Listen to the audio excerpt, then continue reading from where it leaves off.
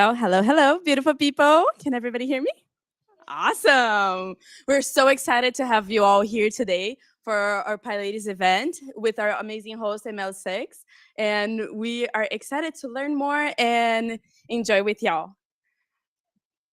Um, Today, this is our schedule. So we already begun with arriving and some drinks, and we are having an introduction with me.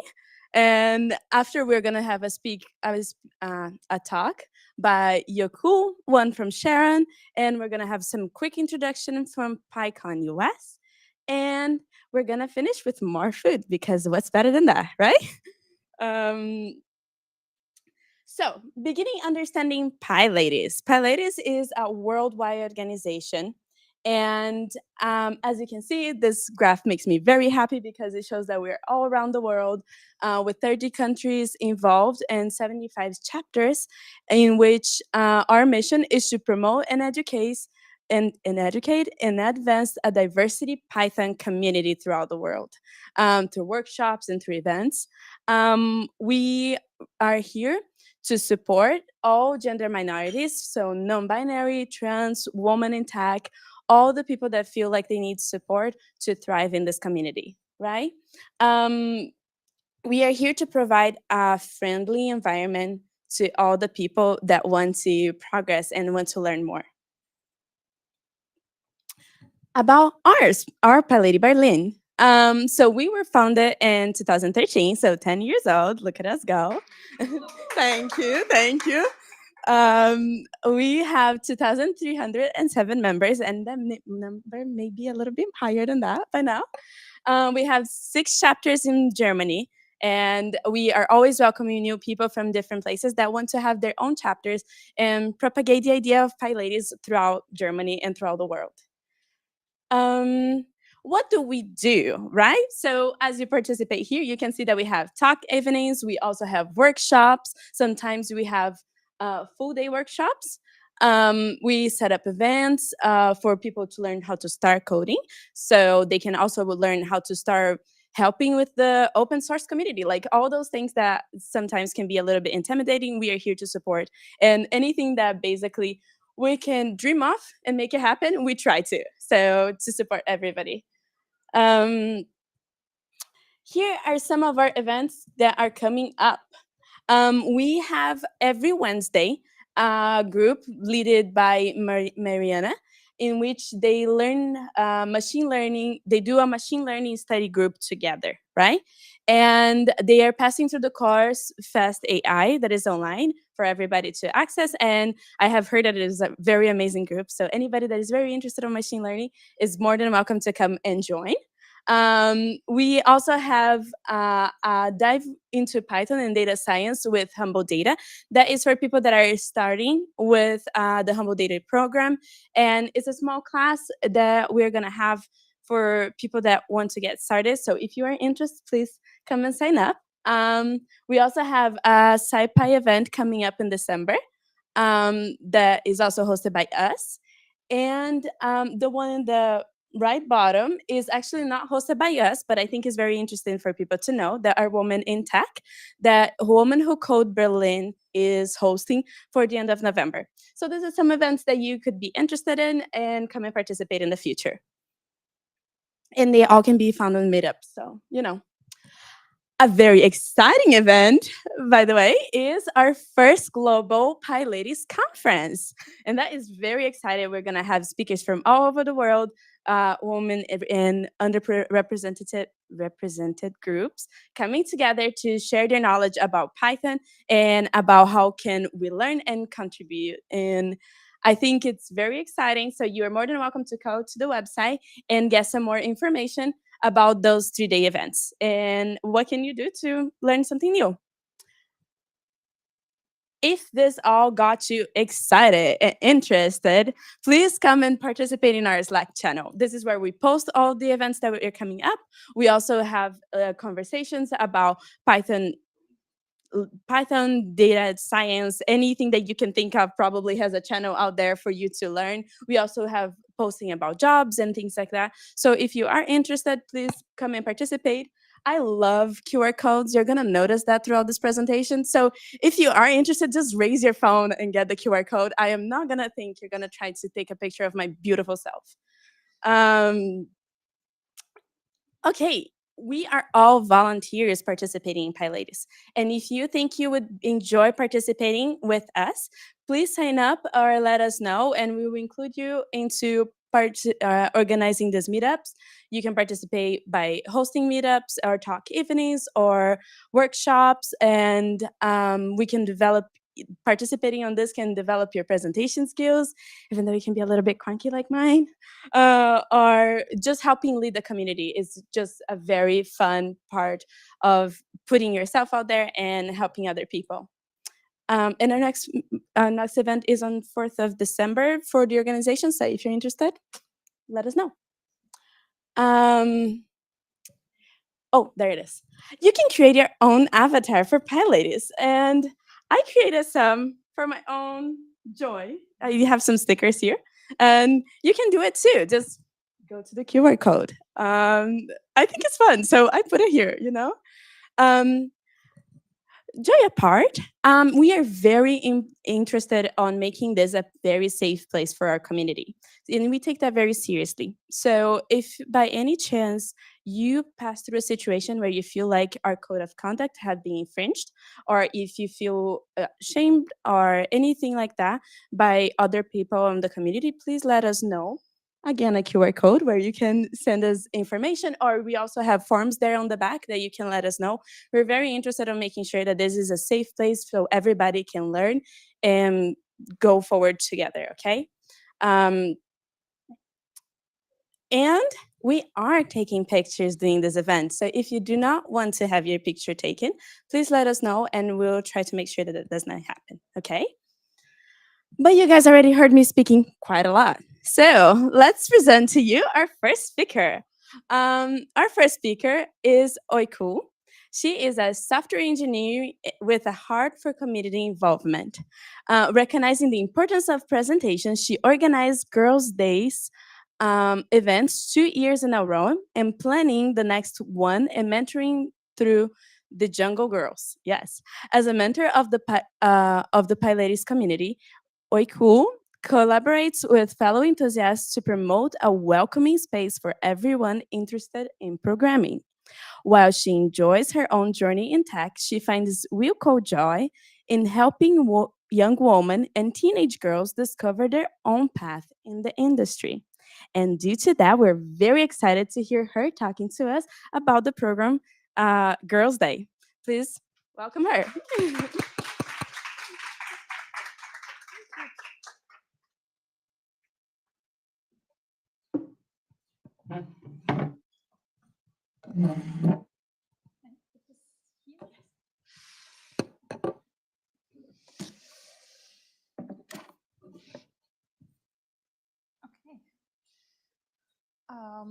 Hi, everyone.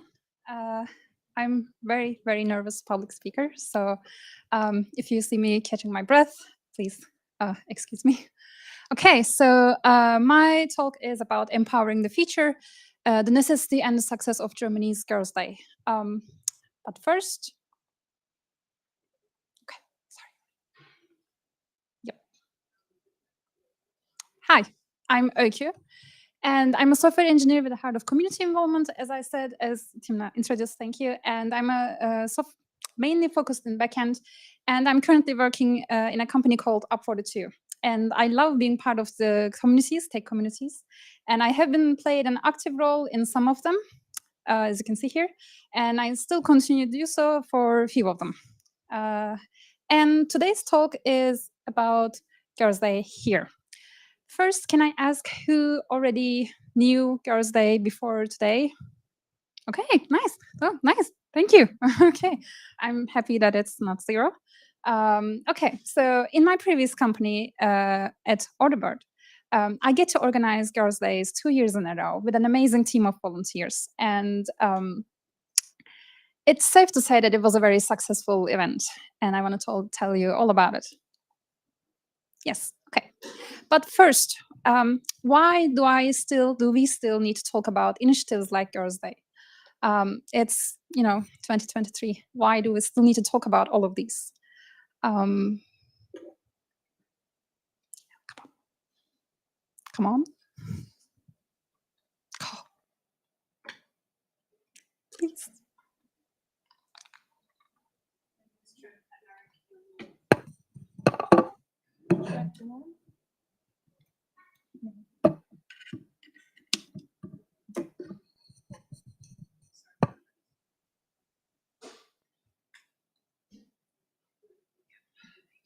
Just okay, yeah. Don't check on here. Keep go back to the screen. Okay, but don't check anything. Okay, thank you. Okay, so sorry about that. Okay, let me rephrase. Why do we still need to talk about initiatives like Girls' Day? Because sadly, women hold only 28% of all jobs in computer and mathematical occupations around the world. And in European Union, this is only 19.1 in the IT sector. And sadly, half of those women in tech roles leave those roles by the age of 35. And it gets darker. As you can see here, we have a chart to see the ratio of women participation in STEM pipeline from the early stages of education. Oops, sorry. I'm getting still used to it. Okay, from the early stages of education, like primary school and high school, and then until the professional career of people's life. And as you can see, there's no indication here on the primary school and early high school, secondary school. There's no indication that girls lag behind boys in STEM disciplines. This whole blue thing is for the STEM pipelines. In fact, in some countries like Bulgaria, Latvia, Sweden, and Finland, girls sometimes outperform boys in STEM fields like science, technology, and mathematics tests at school. But unfortunately, when they go to the university, there is 18 percentage point drop off here.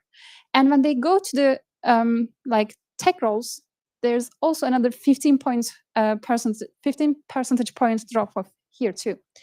And this scene is even more dramatic when you go to the ICT pipeline. This Greek part here is showing you the ICT pipeline. ICT is like information computer technology. And there's unfortunately 31% point drop off. While this part is interesting and we still need to talk about that, we still have a lot to do. Why we don't get to tech roles after graduating from the tech departments. But today my focus is about here. What happens in high school? What happens in secondary school to girls that they are discouraged so much that they decided not to go to STEM or ICT pipelines? There are two main reasons for this. One is secondary or high school students, girls, get significantly less teacher, parental, or peer support than boys for pursuing STEM careers. And second, some research suggests that girls are told that they are not good at STEM, often communicated in subtle but debilitating behaviors, such as teachers in STEM calling on boys more than girls. Okay, so we know what's going on. We know why it's going on. So how can we change it? How can we support girls into going into more STEM fields? Okay, so this is not gonna change with one event. We know, I know, you know, Germany knows.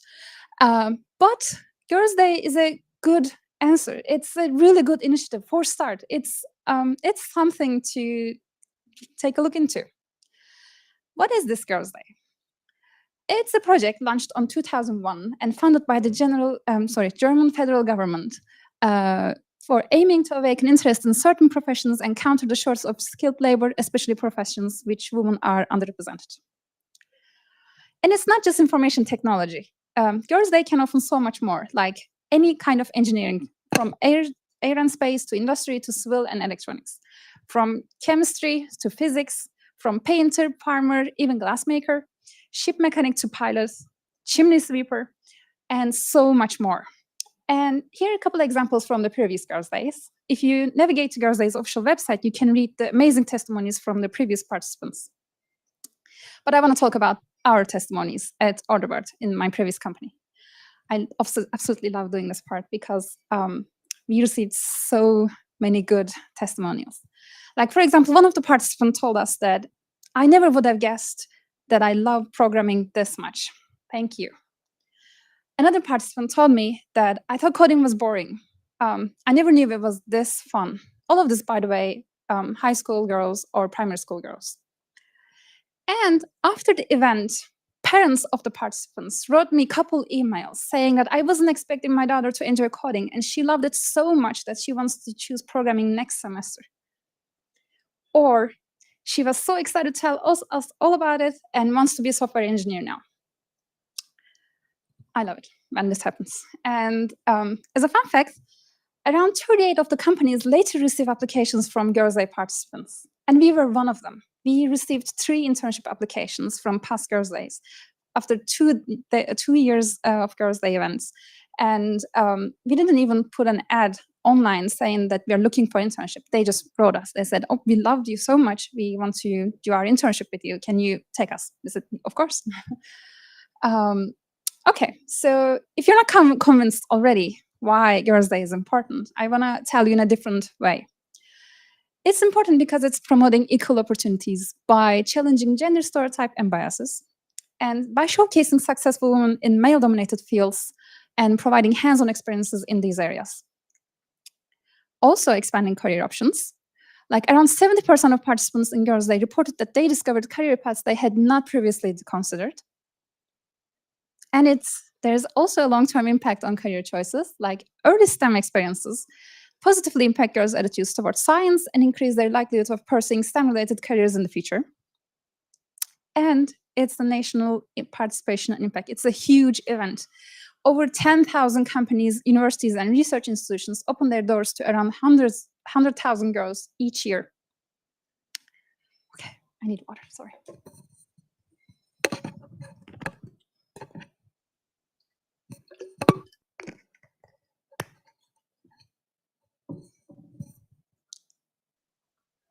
Okay, I think I'm slowly convincing you to organize your Girls' Day. And if you don't know how, you can organize by following these steps. First, you need to talk with your company, your university, your research institution, doesn't matter. You need some place. And after you get approval, you recruit yourself a team of volunteers from that place. You can do it alone, but I would not recommend it. It's not easy to, prepare such an event with a lot of expectations. You determine your target audience, your duration of the event. So you can say that, okay, I want to have girls between age 11 and 12. No, I don't want to deal with that young. I want to have from 16 to 17. You can say this. And you can say the duration of the event. You can say, I want to have 6 hours. Of course, there's a upper limit. They don't sleep in that place. But you can say that, yeah, I don't have much time. I can only have 2 hours. I can only have 4 hours. It's totally up to you. And you plan out the event that you want to organize. You plan the whole day. It's, again, up to you. And you submit your listing on Girls' Day Radar. And after that, you prepare some freebies and gifts. You don't have to, but it's good.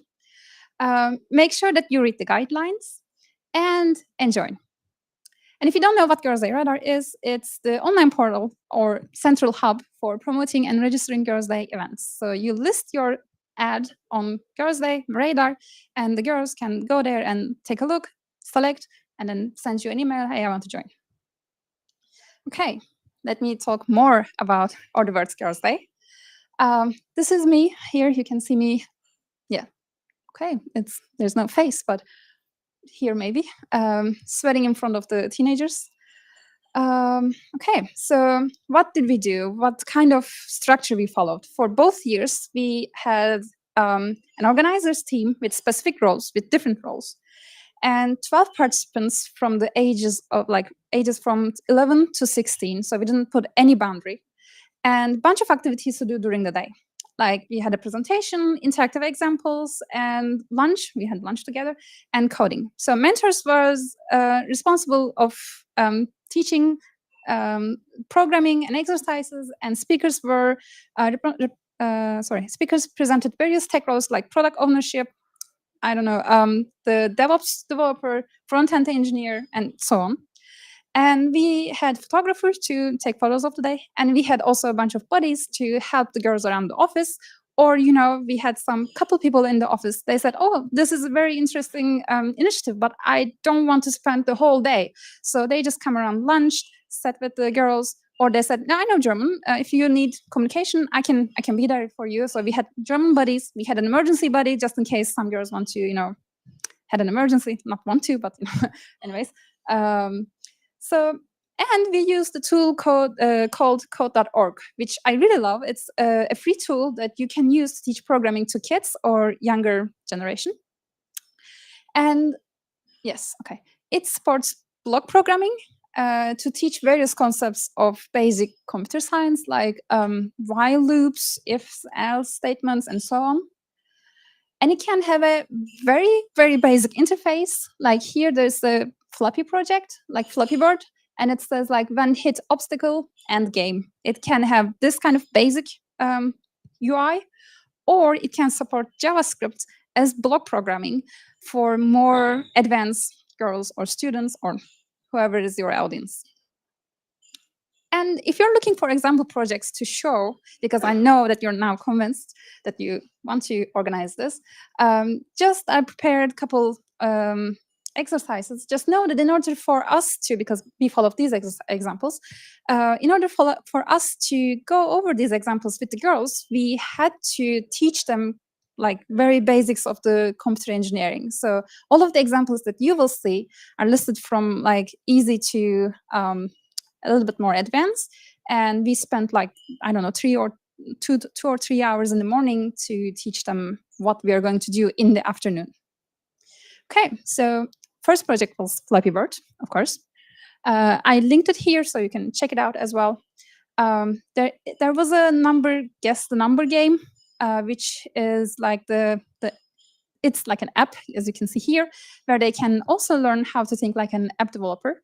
There's a drop down, goes from 1 to 10, and you guess the number. And one of the girls, after I showed this, said, oh, this looks really cool, but I don't want to do this. Can I do, because I love Naruto anime, can I do a Naruto quiz game? I said, yeah, you can. And we did like 4 pages of Naruto quiz game. And every time you knew an answer, you get a point. And at the end, the score page that says, I don't know, like 3 questions. So you get the score like this. So they get to modify all of this by themselves. And let's see.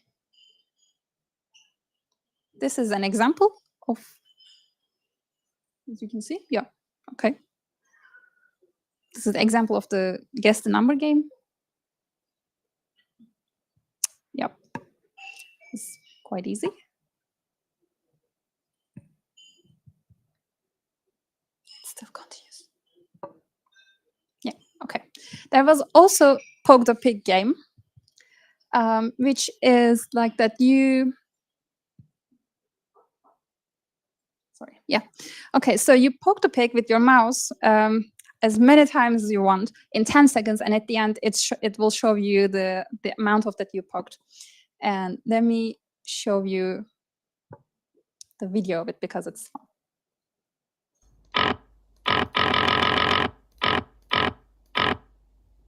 12 times.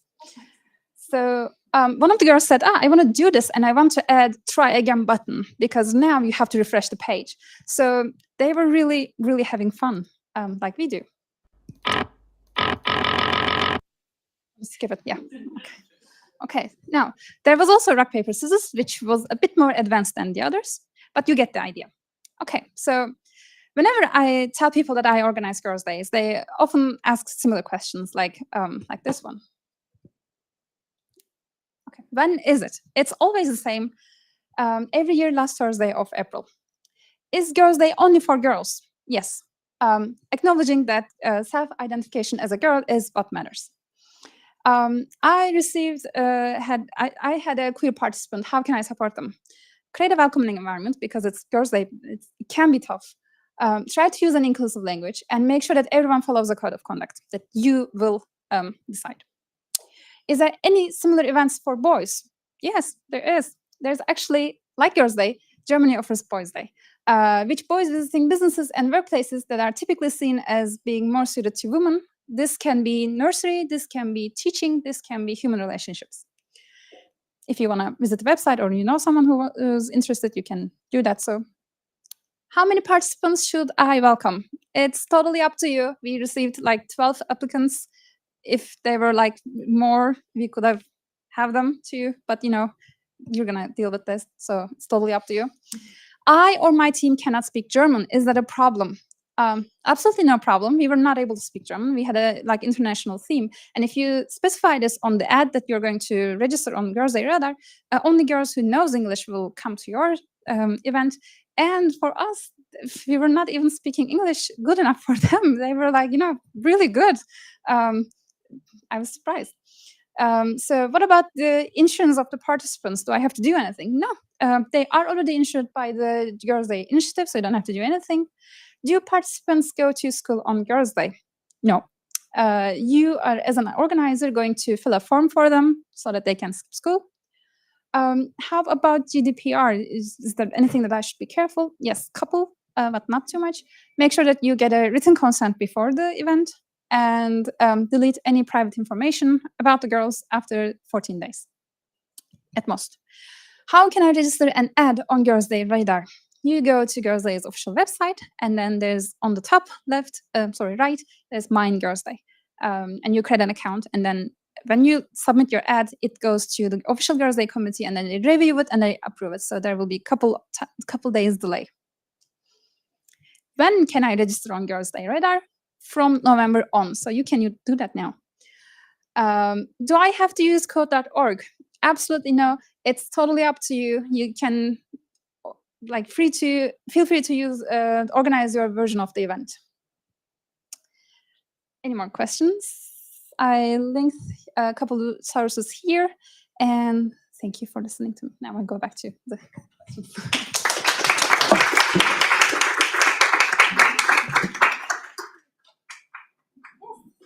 Hi.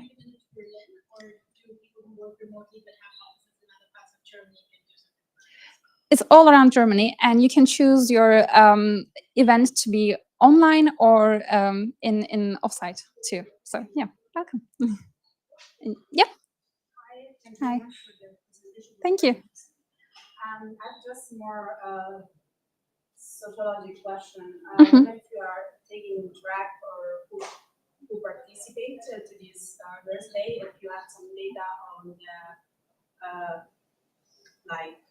on the girls, like are they all German, or is there migration background? Is there like from school in good neighborhood or more in the periphery? It's just the understanding of the project. Oh yeah, good question. So as like legally, I cannot keep track of this. I think Girls Day are doing it, but I don't see any reports. But I can say that we had like variety of girls. So we received applications. The participants was from either outside of Berlin or like have an immigrant background. Some of them were also like Ukrainian or Russian, coming from the like war zone and to Berlin, and some of them had a different story totally, and they only speak English. They didn't even know German. So we had like full diversity of the backgrounds, and it was really good. Yeah, I hope this answers the question. Yeah. Okay. Yeah. Promote the event because you spend a lot of time organizing it, and if there's only one application, people are just so sad. So to encourage everyone, how do you promote it so we get more applicants? Like this. So I'm speaking like this here. So we did it.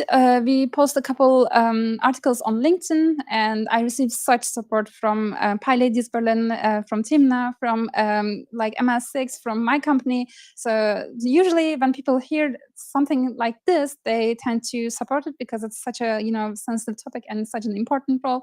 So as long as you speak about it, people want to support you, which I really am grateful. I've been promoting to the students, by the way. Promoting students. So they are students already know, because this is like supported by the German government.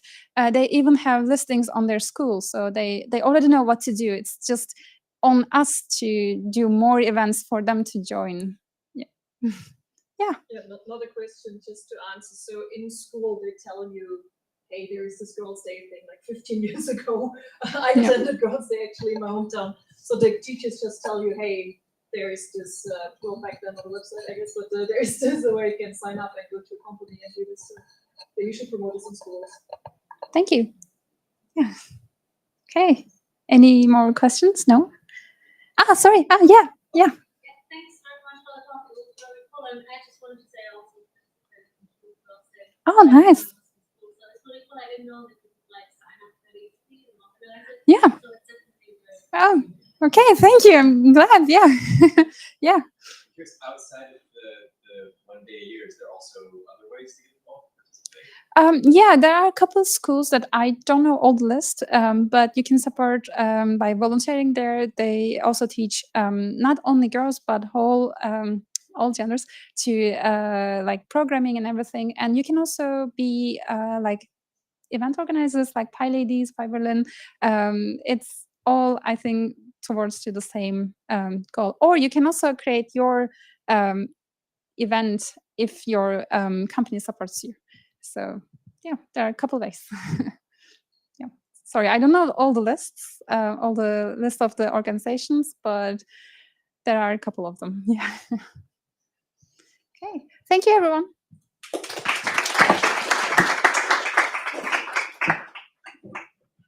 I know, she did amazing, right? Now you got away. I was so excited. Okay, now I think everybody is very excited to listen from Sharon. Sharon is a tech enthusiast with interest on NPL, ethical AI, and social good. She holds a master's degree in computer science from Delft University. I hope I pronounced that right. She's tiny, so I did it. Of technology, and works as a machine learning engineer at ML6, our host in Amsterdam. Please welcome Sharon.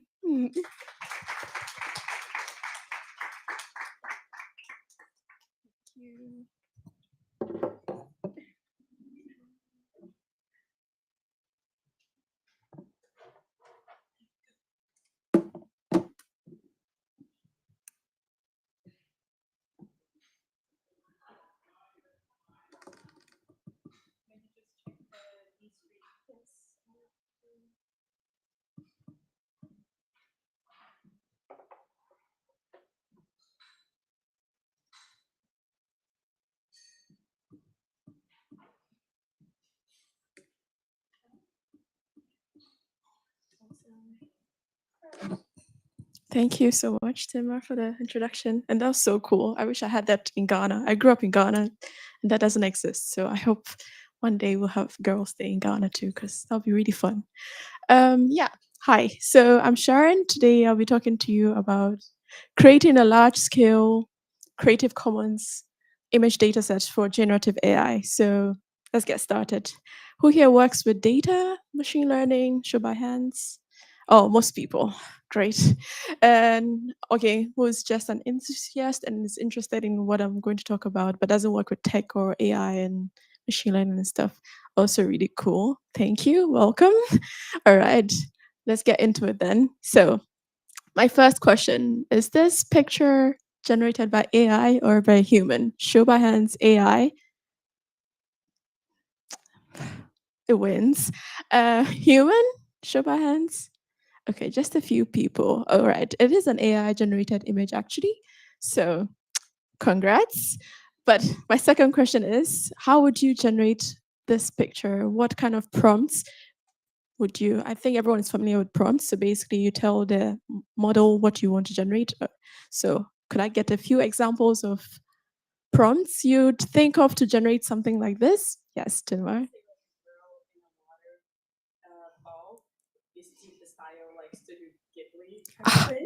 Did you see my slides? All right, that's right on. Any more examples or prompts you think of with such an image? No, she covered everything. So indeed, it is an image generated by ControlNet is getting more control on Stable Diffusion, and it's inspired by Studio Ghibli. Does anyone know Studio Ghibli? They make animes. Yeah, awesome. I love Spirited Away, so I had to include this picture. And the thing is, what you don't realize is that if you say to a Gen AI model, I want a picture in the style of something, then a model actually has to know something about that artist, right? And that's something we don't think of. So it could be that an artist's work is actually included in the model without their consent, which sounds not great. So our mission here is to avoid this, or how can we actually improve this so that we are more considerate of artists and their work and their property. So let's get right into it. What we want to avoid is basically copyright infringements. And lately it's very popular in Gen AI. So a couple months ago, Getty Images, everyone knows Getty Images, I think. Yes, so they do this photography, professional stuff. And they sued Stability AI. They make Stable Diffusion for using their data. It was around 12 million images in their data set, and that was not good. That thing is still currently ongoing, the legal pursuit. And there are other way more. There's also a class action I saw in California from artists complaining about their work being included in Gen AI models. And this is something pressing, something we need to address. And at ML6, we've been thinking about this and how to maybe contribute to the discussion as a whole. So generally, how do these models work? So you have some kind of raw data, right? And you go through your pipeline of data pipeline, you pre-process it to make it a very high quality data set, and you feed your model, you feed it into your model, and then yay, it's great. But that doesn't always happen. You see lawsuits. You don't want that.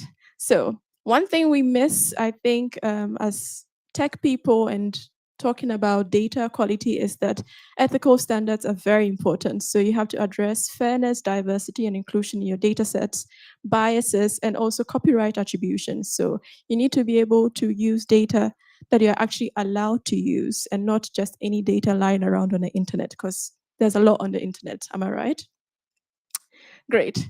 So at ML6, we've been thinking, how can we actually address this or make it easier for engineers to build data pipelines? And the idea here is that if models and data are open source, why don't we also make open source data pre-processing components so that you can exchange them, you can reuse them, you can build on other people's work, you can get more transparency in how things work, and you can build a community around it. And that's basically Fondar. So the past couple months, I worked on Fondar. It's an open source platform at ML6. It's also available on GitHub. So later I'll share the links and all that. For pre-processing data, and the idea behind is that you create shareable and reusable data components. So imagine you have components for downloading images, for embedding images, or a text, embedding texts, filtering some data out of your images. So very easy and composable. And I will get into like Fondar and how it works and how we use it to address our issue of copyright infringement. So once you've used Fondar and you create your awesome data set, you can just feed it to your model like a Hugging Face model, and then you get a happy pipeline, and then you get amazing results. All right. So in the next couple of slides, what I'll be talking about is how to use Creative Commons images to address copyright infringement, how you scale the approach up to web data, because the internet is full of a lot of images, and how do you actually create something that's scalable and also production ready. And I'll go a bit deeper into Fondar and explain how it works and how you maybe can use Fondar in your data projects. Even if you're interested in just playing around with data sets and stuff, it's easy to get into. So I'll talk about all of that. All right, who's ready to hear all of that? Let me get a whoo! Awesome, great.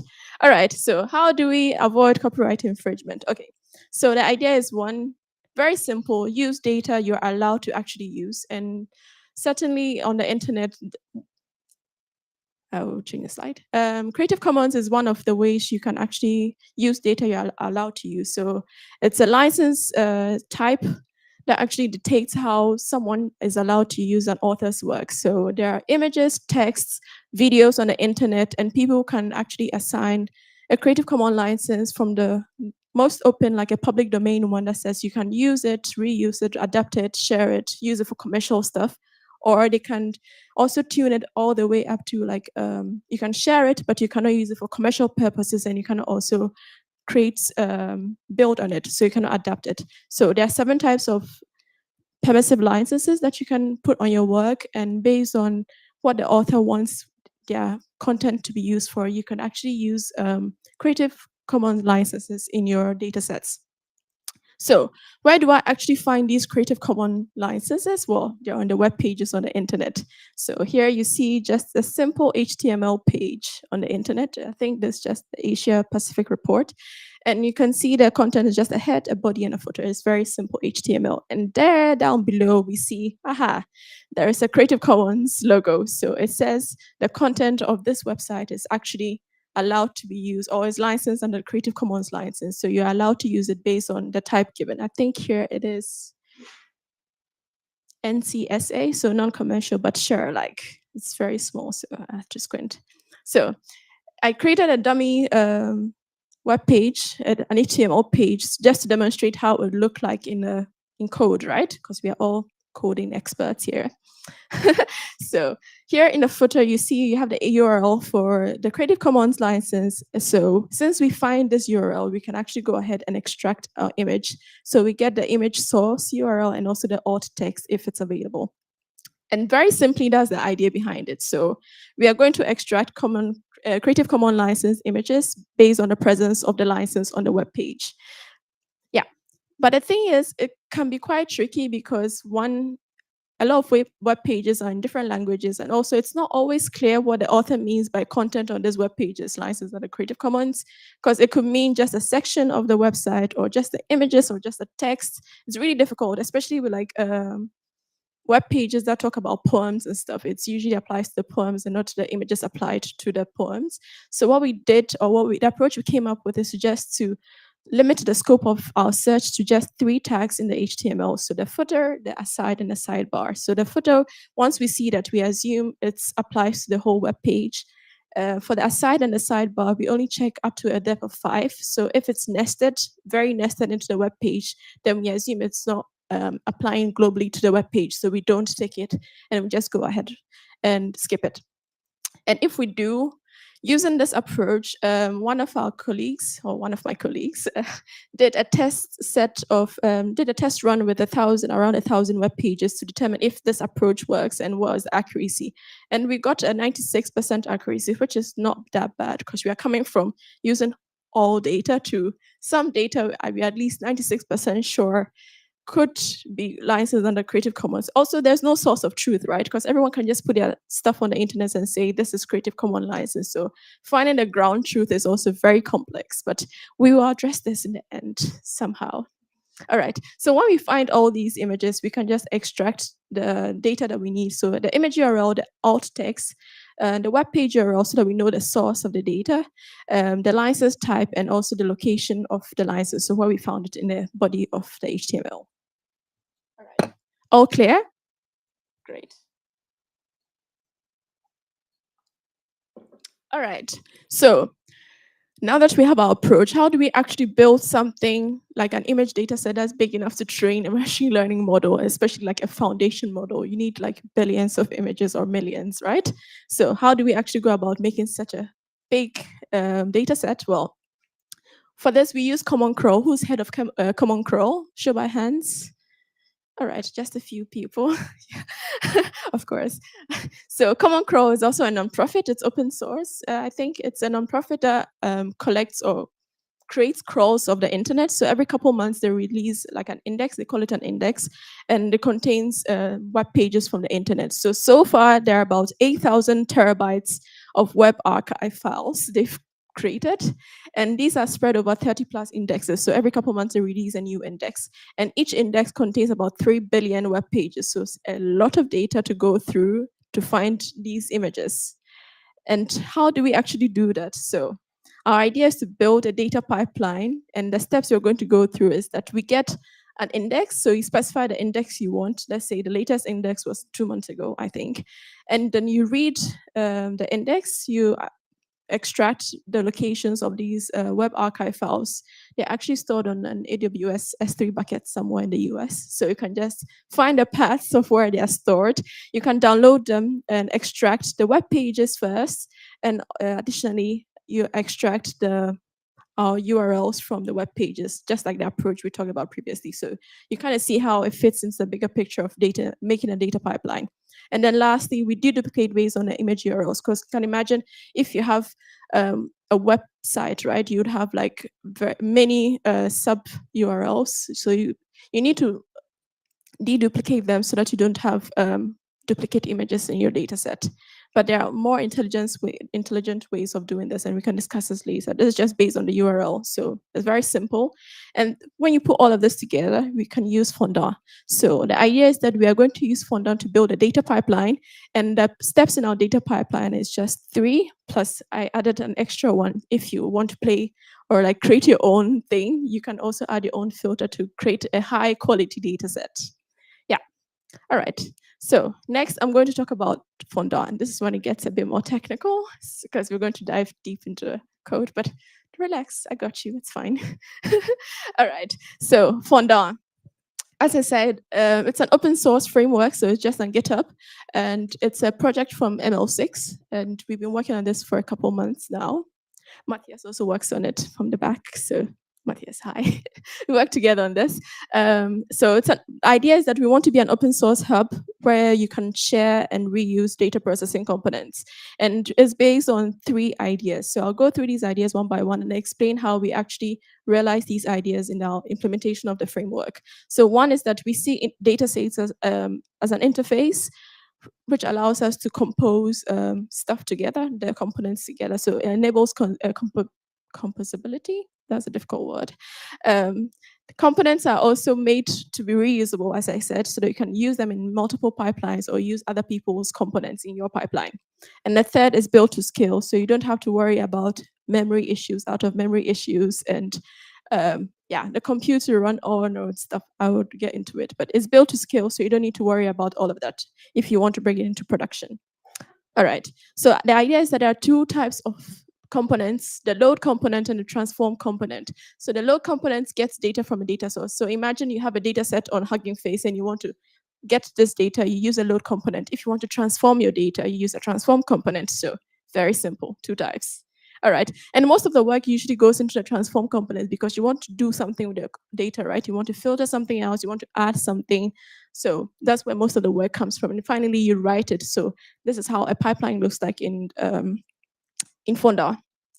Right, so data sets as an interface enables composability. So the idea is that each component reads and writes from a manifest, and the manifest basically describes or references where our data is actually stored. So each time we don't pass the data directly into the component, but we give it a reference so it knows where to look for the data and how the data actually looks like, and it can manipulate this. So each component is able to read from a manifest. Yeah, you can see my cursor, that's good. You can read from a manifest, and also you can write to a manifest. So it's very easy. You don't need to worry about the things around a component, but each component can focus on one thing, which you describe and give to it. Yeah, so next we focus on reusability. So a component is basically a Docker container. Everything is Dockerized, and you don't need to worry about how it connects to other things, but what it does, and it should do it well. So a component is defined by a component specification. So it's a YAML file that describes a couple of things. So the kind of Docker image you want to run. So imagine just a simple Ubuntu Docker image, or if you need something more complex, you could add that. You describe the data it consumes so that it knows what to expect as input. You also give it the data it produces, so what the output should look like of your data frame, and also which argument it takes. So if you want to manipulate your data somehow, then you also pass some arguments. And that's what it looks like here. I don't know if you can see it. It's a bit difficult to read, but okay, I'll go through it. So you have a name of a component, the description. Here we see like it consumes some data called walk, so it's the web archive file, and it has a URL. So we just give it a data set, a data frame of these URLs, and it produces images. So it's an image data set with the fields we expected, which is the image URL and also the alt text, the web page URL, the license type, and the license location. And then we pass some arguments here. I say extract plain text. So you can also set it you can use this argument to extract plain text from your HTML text, but it's not always needed, but it's just an additional argument. So very simply, this is how like a component specification looks like.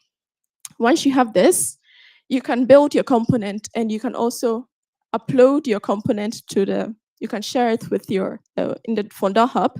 So currently we have about over 20 components already reusable. You can just call them and use them instead of implementing your own components. And you can also share yours. So once you're done, you can also say, hey, I want to upload my component into the Fonda component registry, the Fonda hub, and you can reuse it, or someone else can use your component. Yeah, so the build to scale aspect. So very limited data movement because we use manifests. We only allow each component, well, we don't allow, but yeah, each component manipulates sections of the data. So the data that is needed by the component is what is loaded. You don't load the whole data frame into your memory, but you only use specific parts. So you could just be a couple columns in your data set that you need, or you could also load specific rows. So these are tracked separately so that you can manipulate your data in an easier way instead of always reading everything, manipulating it, and writing back. So it's really flexible in that sense that you don't overload your components, and it's very lightweight. Yeah. Next part is that you can stream larger than memory data. So as a user, what you work with is pandas data frames. So it's very simple pandas based. So everything you work with is pandas, but in the back, in Fonda, we handle this for you. So in the back, we use Dask. I don't know if anyone has heard of Dask. Yes, so yes, we use Dask and we partition the data for you. So if your data is terabytes of data, you don't need to worry about that. You can just use a transform component in pandas language, and then we handle the partitioning for you. You don't need to worry about how it loads into your memory because it's all done for you. Additionally, you can also, because pandas Dask uses lazy reading and writing, you don't need to worry about loading everything into memory. And lastly, your transformations can be applied on row levels or partition levels, so you have more flexibility in how you manipulate your data. Yeah, distributed execution. So the last part of this part is that we decouple how you specify your component versus how you actually execute a component. So for each component, you can also say, oh, I need more memory for this, or I need a GPU for this. So each component in your pipeline can have different compute requirements, and that's totally fine. You can just pass these arguments to Fonda, and it'll run each component on separate computes as you request. Yeah, so bringing it all together, Fonda takes care of the heavy lifting. So let's go through them one by one. So Fonda, what does Fonda do? It reads and creates this manifest. It also reads the specific data you need into the data frame. There's a base transform component that already tells you how to implement your transform component. So there's one function, which is the transform, and the argument is your data frame, your pandas data frame. And last but one is that it also handles writing this data into the storage wherever you need it. And also it evolves the manifest as it moves through the pipeline and also writes it for you. So you don't need to worry about keeping track of what you're doing. You just need to worry about how you actually work on your data. And all you have to do as a user is to implement your transform. So if you want to build a custom component, oh, I see a bag falling. It's also thinking, I need Fonda, so it's fine. So all you need to do as a user is to transform your data using this function, a very simple Python function. You write your code and then you build your component. So building a component, how does it look? It's just a simple folder. So you have your component specification, your YAML file, with all the stuff I mentioned earlier, your main.py that contains your transformation function, your requirements, so all the packages you need in Python, and also your Docker file so that you can build your component and use it. And optionally, again, you can just upload it or add it to the Fonda component registry so that others can also use your component in their pipelines. Yeah, so composing our pipeline. So this is our pipeline for making the Creative Commons thing, dataset.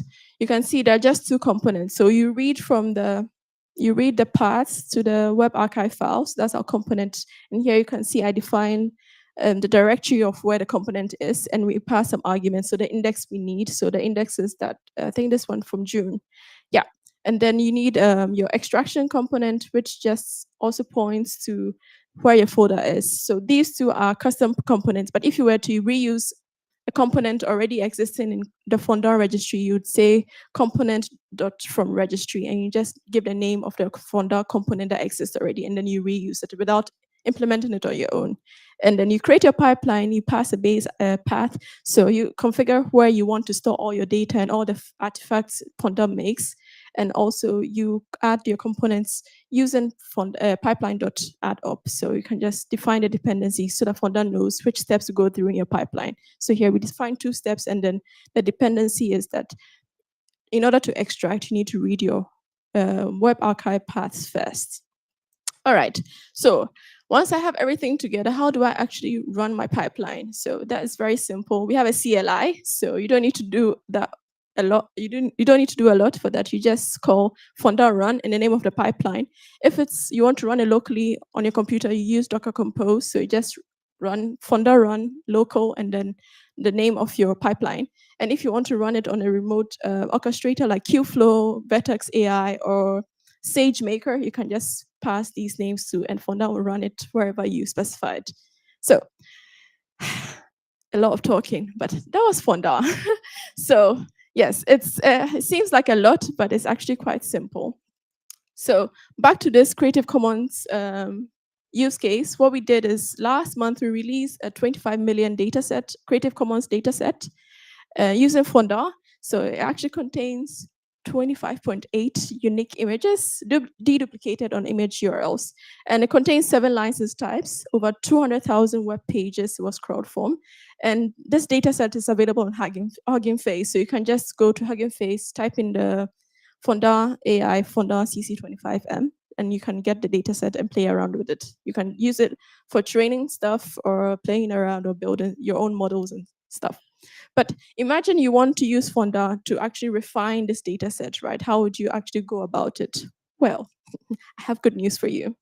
So wait, before we get to that, one more step. So there's a bit of statistics. We love statistics here, right? We are tech people. So a bit of statistics about the data set. You can see about 40% of it is share-alike, so you can just adapt it and reuse it.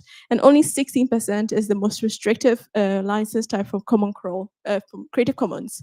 So you can see it's quite diverse with the data on the internet, but it's only 200,000 web pages, right? So imagine if you were to make a data set of 500 million images or stuff. It's a lot, and it will cost money, but yeah, you can do it if you want to. And the pipelines all the components are available on GitHub. So if you want to one day run your own pipelines and build your mega data set, you can just run it.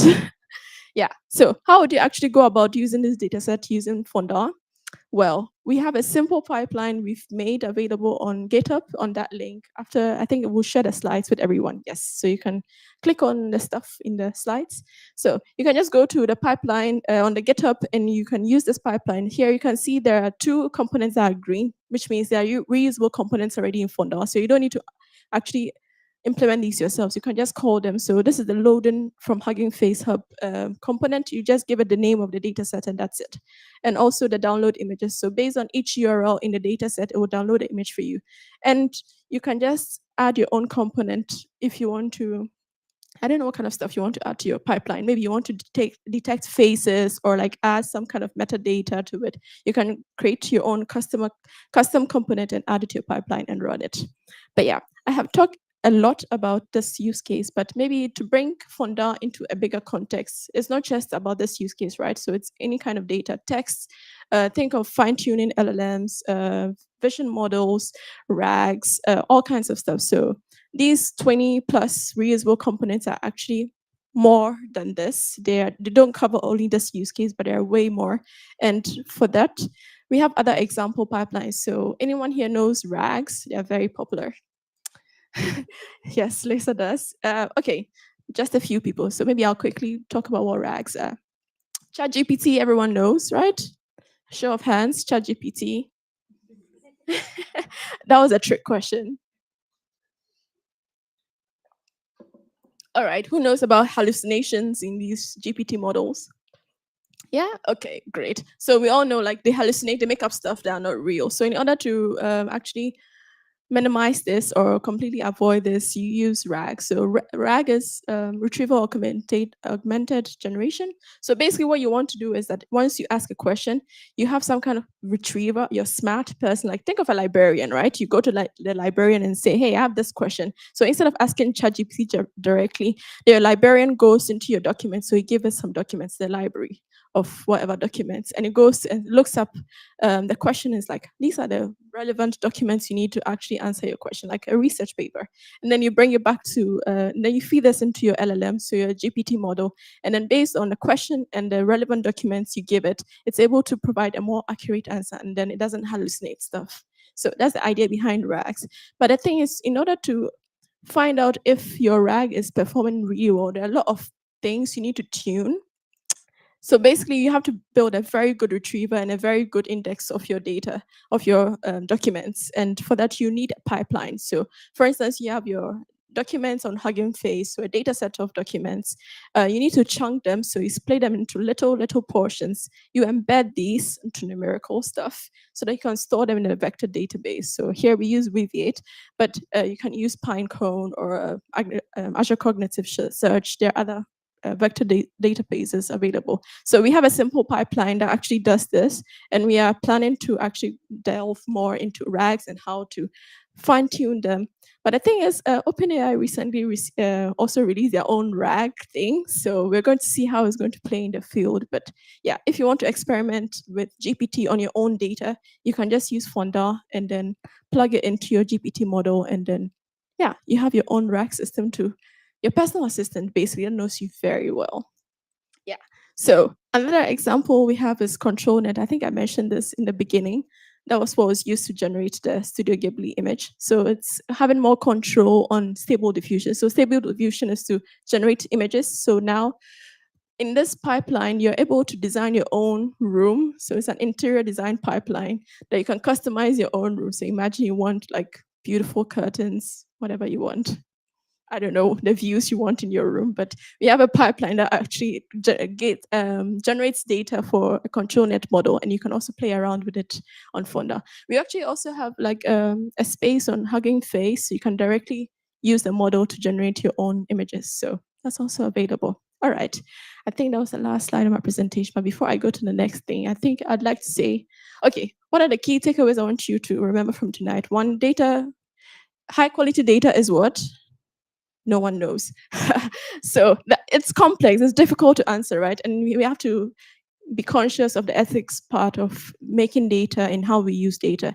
And for that, we want to invite into our community of Fonda, to help us or like grow with us in making data processing more inclusive. And by building a community around it and sharing components, we are able to be more transparent with how we work with data and also how we are going to live with these AI models, right? Because it's the future. The future is here, you see. So yeah, that's it. So if you want to get involved in Fonda as a techie, there are some components we are still looking for people to help us make. So imagine you have like a watermark detection model that like sees images. That's you can provide. I don't know if anyone has seen like there are some images generated by AI models, but then you see a watermark of an artist right there. Like that shouldn't be there. So you could also create like a watermark detection model or component that actually filters these out of your images. You could also have like not safe for work components to filter out weird stuff. You can also have face detection models. Imagine you want to create a data set of only people and know like where the faces are in the images. You can also create components for these stuff. So yeah, it's all on GitHub, and we have a Discord group. QR codes. You'd love this, right? I did it just for you. So, so we have a Discord. You can join if you're interested in Fonda or thinking with us about Fonda and the future of Gen AI, data processing, and open source stuff. Yeah, I would love to answer any questions you may have if you have any. So thank you for your time.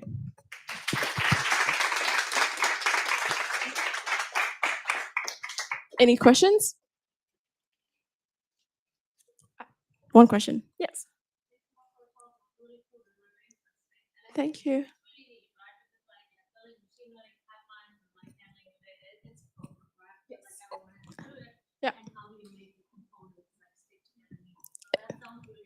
Thank you. And to answer my question, like, have you found a way? Because like what I was struggling was sometimes you perform like some transformation on data and some assumptions enter, right? So then like whatever assumptions enters, and then you only have like single label examples for or something.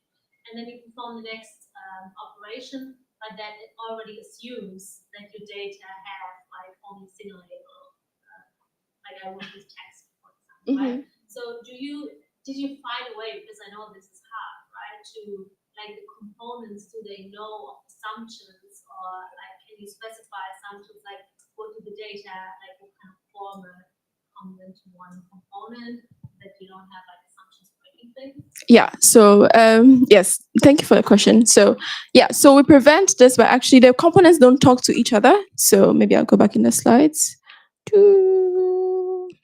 Sorry, I tend to talk to myself sometimes. Yeah, so yeah, so the components don't actually talk to each other. They talk to a manifest. So they just say, you tell them, oh, this is the data you have to expect, which is the Docker, the YAML specification in here, and only knows that, and then it knows it produces some data. So it has no idea what some other components before that component is doing. So they are not chained in that way. So that's how we try to make it as independent as possible, so that you don't carry the assumption throughout your data. Otherwise, you have to still think about how to keep those assumptions from the previous data, from the previous components, and pass it on to later components in your pipeline. But here, no, we don't do this. We don't do this in Fonda. It's all independent. So each component works independently of other components. It's only the pipeline that's aware that these are the steps in my pipeline. And if I need like step A to be executed after B, I have to take care of it manually, right? So then, Yes. So like there won't be runtime error, but like exactly, there won't be any runtime error. So as long as it knows, okay, this is the first component, then you don't define any dependency. But if you actually need your component to depend on something, on a previous component, then you can chain them. So currently, we only support one dependency per step, but in the future work, we want to also do multiple dependencies. So that's something to look forward to on the roadmap. All right, thank you. Any more questions? I did such a great job. There were no questions. Yes. I genuinely don't know. So what is ML6 currently working on in terms of the Fonda? Is this still active development? Yes. I'm not the best person to tell you that. I think that's Matthias. So it's a framework on its own. It's separate for ML6. It is ML6 project, but it's its own thing now. So it's definitely in active development, and I think we are going full force on the Fonda train. Choo choo. What's on the roadmap? It is open source. So I think the roadmap stuff is on the GitHub. So I don't think, okay, let's see. I think it was updated. Let me see something, if I can share that screen. Da, da, da, da. All right, share the screen. I think there was a thing about roadmap. There was this morning. Yes. I'm pretty sure I saw it. Let's control F it. Roadmap. See. Yes, I think is there somewhere else I need to be for the roadmap? I don't see it. Yes. Yeah, hold on. This one, right? Yes, Fonda development. Yeah, great. Yes. So here you can see all this stuff. It's all open source, so everything is on here. Then you can see all the stuff that they are working on and what's to come. Yeah, I think the backlog is quite full. I don't see everything here, but there's a huge backlog. Yes, in my thing. Yeah, hold on. Let me. Yes, the GitHub was updated this morning, so I'm a bit lost too. Share the step instead. Yes, so these are the components that need to be done in the backlog, but there are way many, 65 issues. That's a lot. Yeah, these are all the stuff that are on the roadmap. Yep, active development. Yeah, any more questions? No? Yes, please go ahead. So I've created my data set, and then someone comes to me and says, I'm in your data set, or my photos in your data set, and I didn't give you permission for this, and I didn't catch it early on. And can Fundum help me to be able to comply with like moving that data?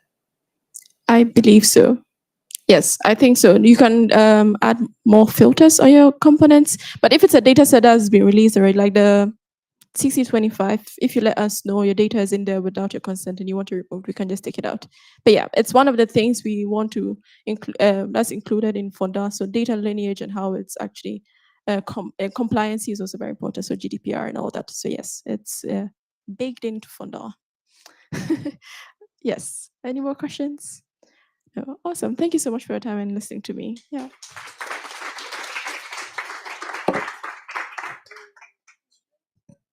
I know, she's awesome, right? Yeah, she totally matched your vibe.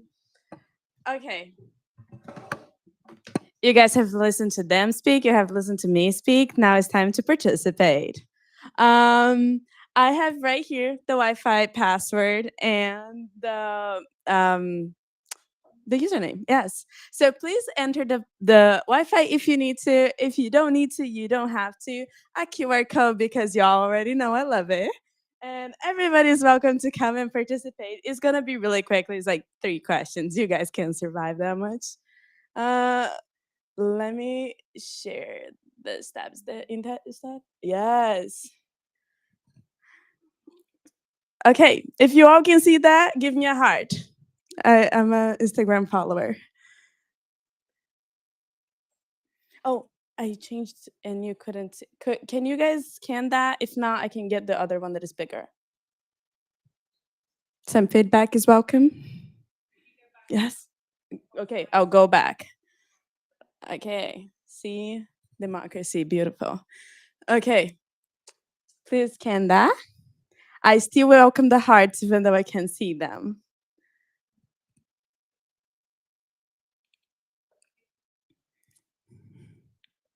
I know.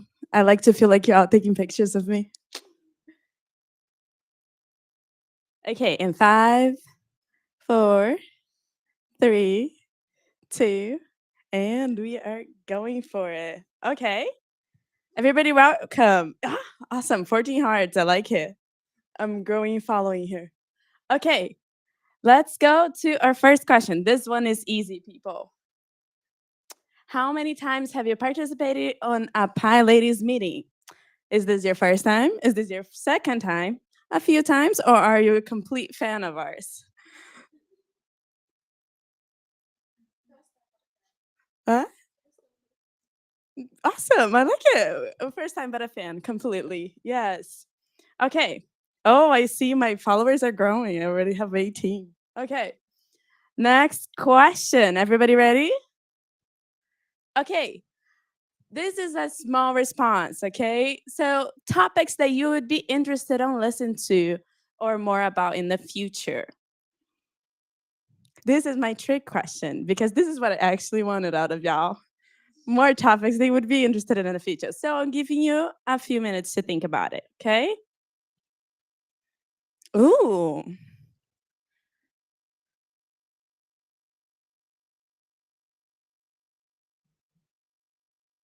Oh, data engineering tips and tricks. I like it. I know some people.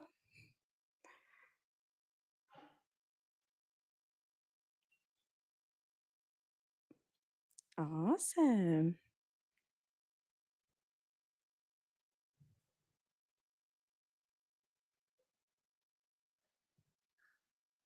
I feel like we have a good input, right? Perfect.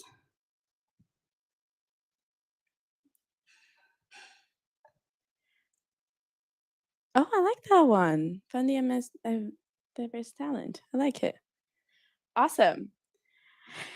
Now I'm gonna leave you for the last one. Thank you so much for participating. This is what I wanted of y'all.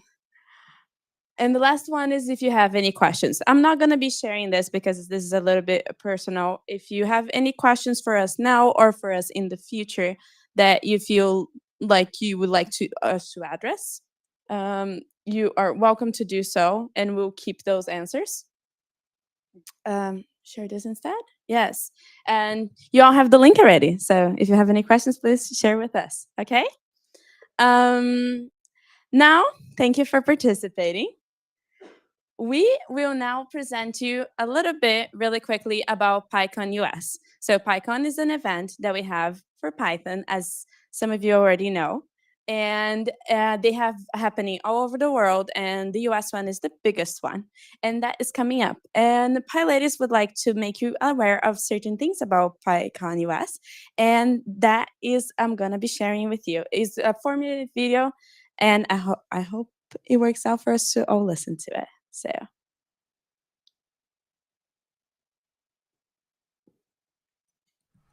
Hello PyLadies, my name is Marietta from PyLadies Vancouver in Canada, and I am the conference chair for PyCon US 2024. I'd like to invite you all to come and join us at PyCon US this year in Pittsburgh, Pennsylvania. The event is a large conference spanning from May 15th to the 23rd. PyCon US is the largest and longest running Python conference in the world. We have just celebrated 20 years of PyCon US in 2023. If you can come in person, you can join virtually by attending PyCon OX, our online experience. The first 2 days of the conference are the tutorials days and where some of the summits will take place. Then we will have 3 days of talks, keynotes, lightning talks, charlas, job fair, posters, and open spaces. After all the talks and tutorials, we'll have the sprint days where you get to meet open source maintainers and contribute to open source projects. I understand that for some of you, traveling to a conference is a financial burden. It's expensive, and I know not everyone has an employer who would pay for traveling to conferences. Perhaps as a parent, you have childcare costs to think about. Or maybe you're still a student or still looking for the right employment opportunity. Please don't let the cost deter you from participating. PyCon US has a generous travel grants program, and there is grant allocated specifically for PyLadies. Our travel grant application is not yet open, but please check back in December. The application will close in February. So please do not miss the February deadline for applying to travel grants so that you can attend the conference. And I'd love to see you speaking at PyCon US. Our call for proposals is currently open, and we have lots of resources on how to submit a talk. If you are watching this video, even if you've never given a talk before, whether you are a student or a hobbyist, I would encourage you to consider it and become a speaker at PyCon US. Speaking at PyCon US is not limited to professionals. PyCon US is a community conference, and as a member of the Python community, you have valuable and inspiring stories to share. If you need more advice and encouragement for giving a talk, please reach out. Reach out to other PyLadies members, reach out to your PyLadies organizers, reach out to me. We'll help you become a speaker. We have speaker mentorship program to help support you. Additionally, as a speaker, you will be prioritized to receive travel grant to attend PyCon US. You can also give a tutorial. As a tutorial presenter, you will receive $1,500 as a honorarium for the tutorial. So that's another way to fund your travel to PyCon US. There are many volunteering opportunities prior to and at the conference. Right now, we need more people who can help with reviewing talk proposals. We also need more speaker mentors, and there will be opportunities to help with the online experience. On site, there will be even more opportunities to volunteer and help the community. Attending PyCon US has been a life-changing experience for me. I couldn't afford to attend the conference. I received financial aid from PyLadies and from the PSF. At PyCon US, I meet lots of people. I meet lots of other Python community members, and they inspired me to become a speaker, to start contributing to open source projects. It really opens up a lot of new opportunities for me, things I never thought would be possible. And if it wasn't due to the PyLadies community, if there wasn't financial aid available, I wouldn't be where I am right now. And I want for you to have that experience and opportunities too. So thank you, and I hope to see you at PyCon US. Awesome sauce. So let me take it at this. Perfect. So she talked a little bit about, oops, yeah. So here's the website. We want to make it easier. If you are interested on proposing a talk, oh, or a tutorial, or a charla, whatever that means, because I really don't know. Or if you want to participate in mentorship, go to the website for PyCon US. You're going to have this menu and you can submit your talk.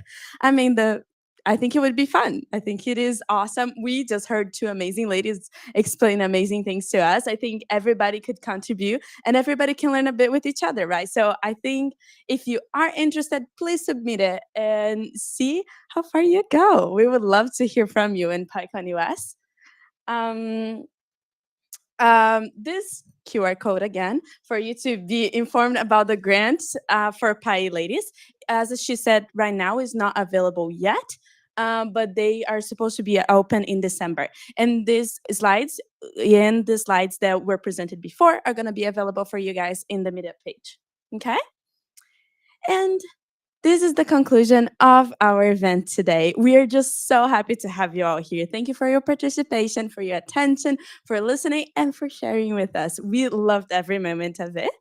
And before we let you guys go, we have something that we really need. We would really appreciate if everybody could kind of get together and we are going to make a quick video saying hello from PyLadies Berlin. Why? Jessica could explain more of why for us. Oh, yes. Remote folks.